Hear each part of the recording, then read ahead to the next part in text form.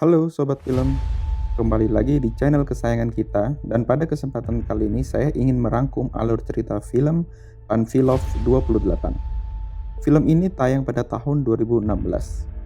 Didasari oleh kisah nyata, film ini menceritakan tentang perjuangan tentara Uni Soviet berjumlah 28 personil yang harus melawan kebanyakan puluhan tank Nazi Jerman dalam sebuah pertempuran yang dikenal dengan Pertempuran Moskow atau Battle of Moscow.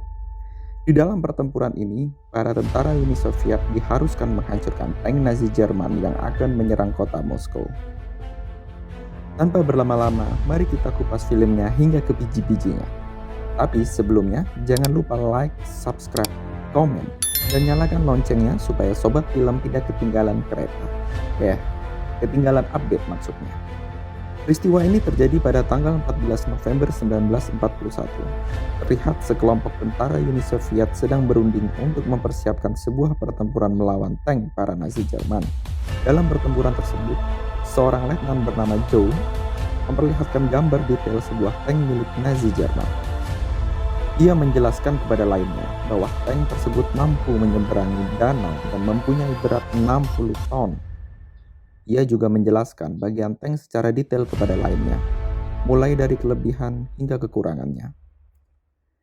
Tidak lama setelah itu, Letnan Joe mengambil bom Molotov yang akan digunakan untuk melawan tank-tank Nazi Jerman.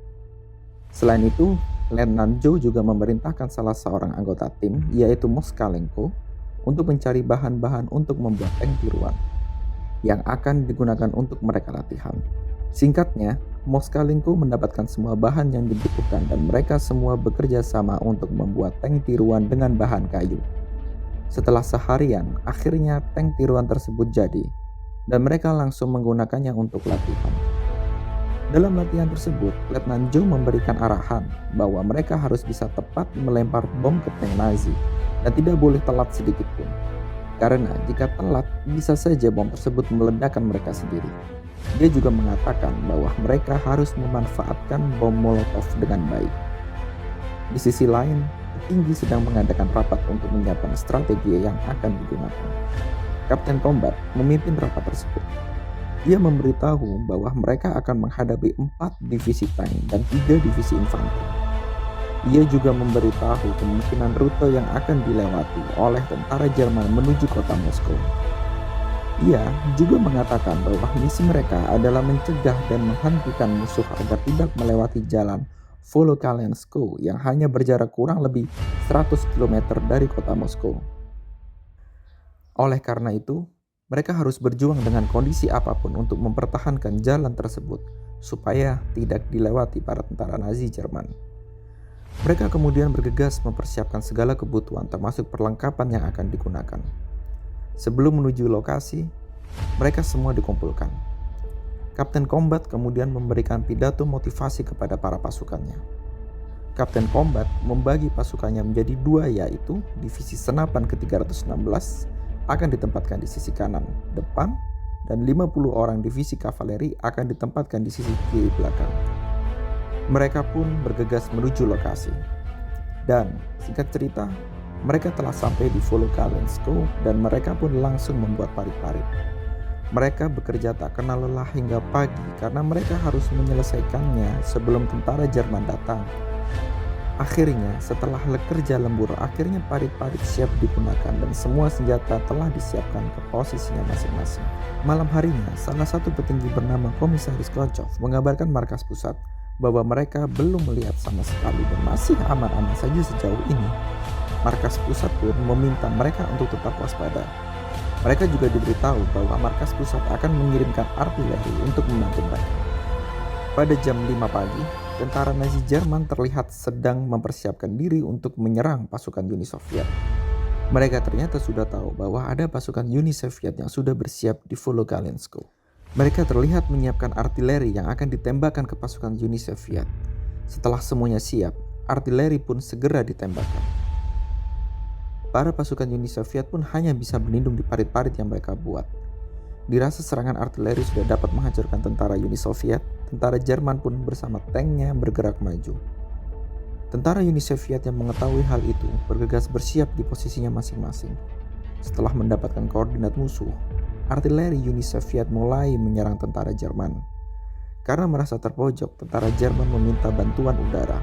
Tidak lama tentara udara atau Luftwaffe datang dan membantu mereka. Mereka akan menyerang artileri Uni Soviet. Akhirnya, tank-tank Nazi Jerman banyak yang dilumpuhkan. Para tentara Nazi dan tank yang tersisa memilih untuk mundur untuk mengatur ulang strategi dan mengarahkan lagi lebih banyak pasukan. Tentara Uni Soviet akhirnya berhasil memukul mundur tentara Nazi Jerman bersama tank-tanknya untuk sementara waktu. Komisaris Klotchov melaporkan ke Kapten Combat yang berada di markas pusat bahwa mereka berhasil memukul mundur tentara Jerman beserta tank-tanknya. Kapten Combat menyuruh mereka tetap siaga karena akan ada serangan kedua yang lebih besar lagi. Benar saja, tidak selang lama para tentara Jerman kembali bersiap. Artileri yang sebelumnya jumlahnya tidak seberapa, kini jumlahnya bertambah. Artileri pun diluncurkan. Kini serangan artileri yang diluncurkan lebih tepat sasaran. Tentara Uni Soviet banyak yang terluka, bahkan tewas akibat serangan tersebut. Mereka pun mulai mengevakuasi tentara yang tewas maupun yang terluka. Di sisi lain, tentara Jerman beserta tanknya mulai bergerak menuju Falklandsko dengan pasukan dan jumlah tank yang lebih banyak lagi. Kita kembali lagi ke tentara Uni Soviet. Komisaris Klotchov terlihat menghubungi markas pusat kembali. Ia mengatakan bahwa mereka baru saja dibombardir tembakan artileri dan banyak memakan korban. Kini hanya tersisa 28 tentara saja yang selamat dan hanya menyisakan 1 artileri, 2 senapan anti-tank, 1 MG, dan 1 senapan mesin dan senapan biasa. Ia juga mengatakan bahwa mereka membutuhkan bantuan. Tetapi sekali lagi, Kapten Combat mengatakan bahwa markas pusat tidak dapat mengerahkan bantuan.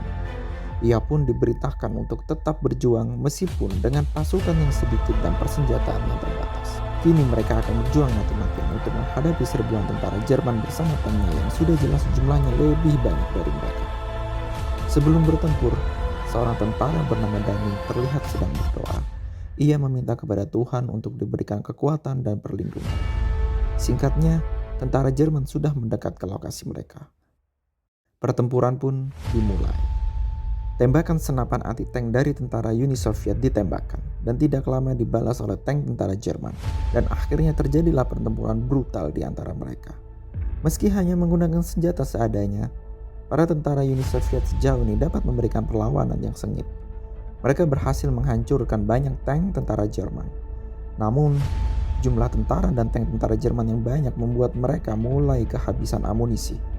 Para tentara Jerman dan tank mereka mulai mendekat parit-parit tersebut. Dengan sisa-sisa amunisi, tentara Uni Soviet tetap berusaha untuk melawan. Hingga akhirnya mereka pun benar-benar kehabisan amunisi dan banyak dari mereka yang sudah tewas.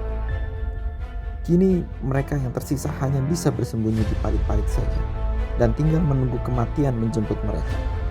Mereka menggunakan apapun yang ada di sekitar mereka untuk dijadikan senjata. Para tentara Jerman pun semakin dekat dengan mereka. Tiba-tiba, Dani dengan senjata mesinnya berhasil menghabisi seluruh tentara Jerman yang mendekati parit tersebut. Pemimpin tentara Jerman yang melihat itu dari kejauhan pun mengurungkan niatnya untuk maju. Ia bersama dengan tank lainnya pun memilih untuk mundur. Ia menganggap di sana masih banyak tentara Uni Soviet yang akan menghadang mereka. Akhirnya, tentara Uni Soviet berhasil memukul mundur para tentara Jerman meskipun mereka hanya tersisa 28 tentara saja. Dani, Moskalenko, Komisaris Klotchov dan 3 tentara lainnya berhasil bertahan dan selamat dari pertempuran tersebut. Dan film pun berakhir. Itulah alur cerita dari film Panfilov 28 Men. Jika kalian suka dengan rangkuman film ini, silakan like, subscribe, komen, dan nyalakan loncengnya supaya Sobat Film tidak ketinggalan film-film selanjutnya. Baiklah, saya undur diri dahulu. Sampai jumpa di film-film selanjutnya. Salam, film juga manusia.